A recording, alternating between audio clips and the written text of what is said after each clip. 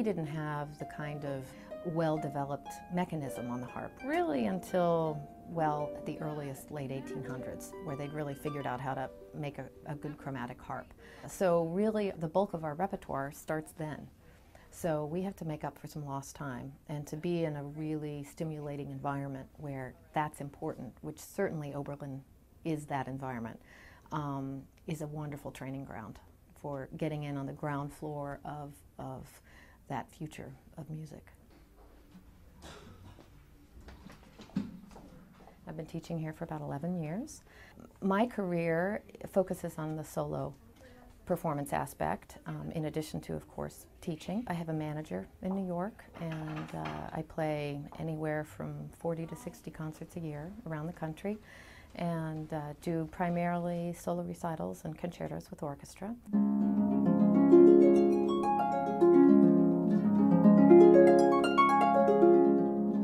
The harp is an interesting instrument to study because it is generally perceived as somewhat underserved, underheard, perhaps even underappreciated.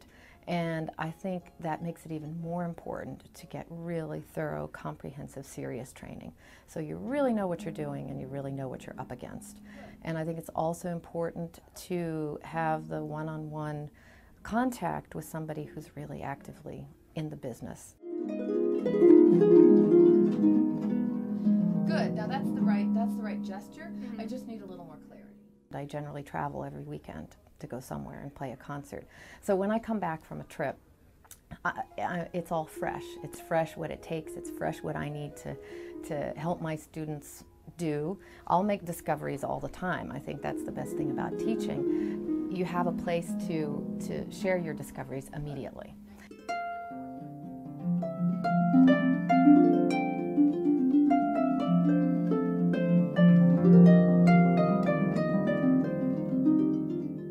The harp is an instrument where, to be successful in this business, generally you have to be a bit of a diplomat for the instrument.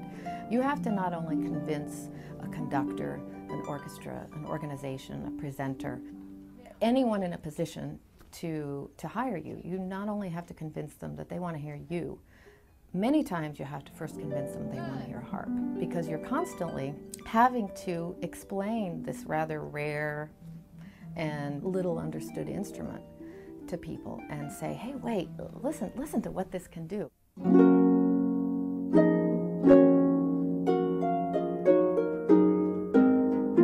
Here you have this wonderful job of bringing people something they might not even know they love.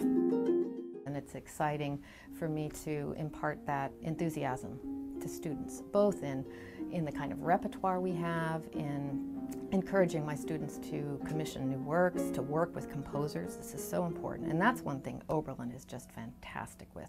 There are composers galore. There's a fabulous contemporary music ensemble, and that is both the future of music, but certainly the future of harp playing.